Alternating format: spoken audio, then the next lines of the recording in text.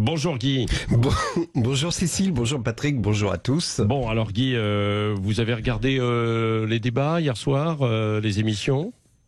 Non. Bon, alors ça commence bien, je vous ai fait un lancement, vous deviez me demander. Alors Guy, si vous nous racontiez votre journée d'élection d'abord, Alors Guy, je le dis aux auditeurs, je n'ai pas eu ce lancement, donc je ne sais pas, vous l'avez envoyé probablement à une amie, quoi, non ? Non. Allez, mais Patrick Roger, le chocolatier, il l'a envoyé. Bon, d'accord, oui, c'est ça.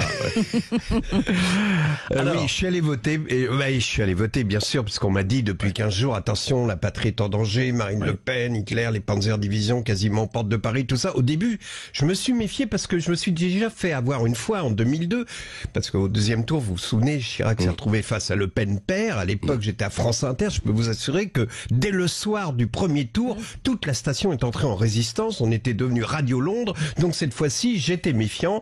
Mais comme ces derniers jours, des rumeurs laissent entendre que Marine Le Pen pourrait créer la surprise, le vote caché, tout ça. Enfin bon, je suis allé voter. Ceci dit, j'aime aller voter. Le bureau de vote dans l'école primaire, c'est un beau symbole républicain. L'entrée dans le hall et puis ce grand couloir qui résonne, dont l'écho nous faisait un peu peur quand on était petit. Et puis ce panneau, bureau de vote numéro 8, et puis la dame bénévole qui m'accueille et qui, dans la salle de classe où on a enlevé les tables, il reste au mur les dessins d'enfants, vous savez, avec des soleils qui rigolent, des maisons avec un arbre à côté, des personnages aux membres tout raides. Non, Patrick, je parle des bras et des jambes, des personnages, des dessins d'enfants.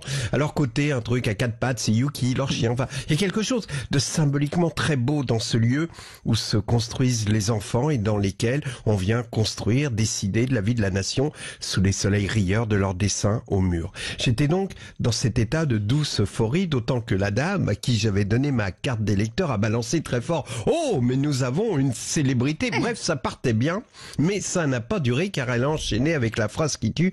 Mais on vous voit plus à la télé, comme c'est dommage. Et du coup, ça a attiré l'attention d'une dame sans âge qui traînait 2 enfants et qui me dit: oh, monsieur Carly, c'est vrai. Oh, qu'est-ce que j'ai pu vous écouter avec mon papa. Vous me rappelez mon année de 3e au collège. Oh merde. Et là, elle est interrompue par la dame du bureau de vote qui venait de trouver mon nom sur son gros grimoire, là, son livre, et qui crie numéro 124 450. Et l'autre assesseur de l'autre côté du chef de bureau derrière lui, qui annonce 124 450 Carlier, prénom Guy.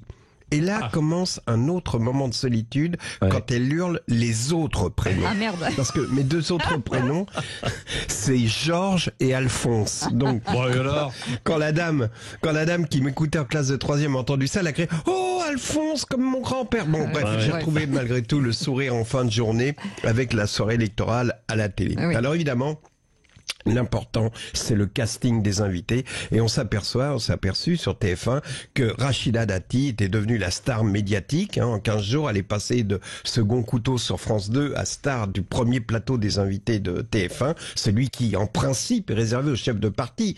Et elle a fait le show, elle a balancé des scuds à tout le monde avec une assurance de Titi parisien. Enfin, on connaît le truc. Sur le plan politique, c'est sans intérêt. Mais sur celui de l'audimat, c'est très bon pour TF1. Et c'est là que j'ai pris conscience qu'il n'y a plus de grands chefs de parti, de grandes personnalités politiques dans ces soirées électorales. Les télés racolent avec les politiques qui font le buzz. Et hier, le casting, ceux qui ont fait la soirée électorale, c'était Dati, Lassalle, Manuel Valls.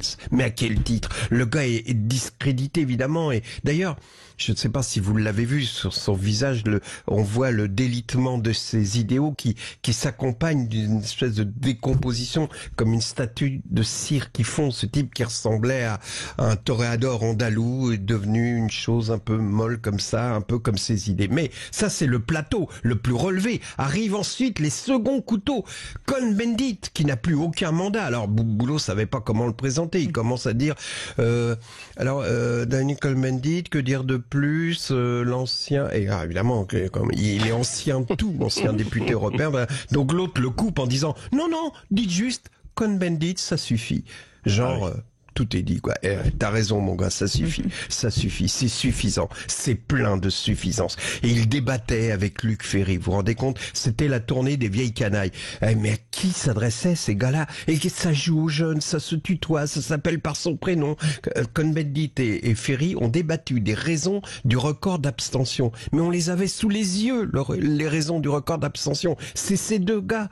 Vous imaginez un jeune qui n'a pas spécialement envie de voter et qui voit ces gars-là, Valls, Sandrine Rousseau, Jean Lassalle hier, et on comprend que les chaînes de télé ont lâché l'affaire sur le plan politique pour faire de l'audience avec du divertissement. Les voilà, les raisons de l'abstention.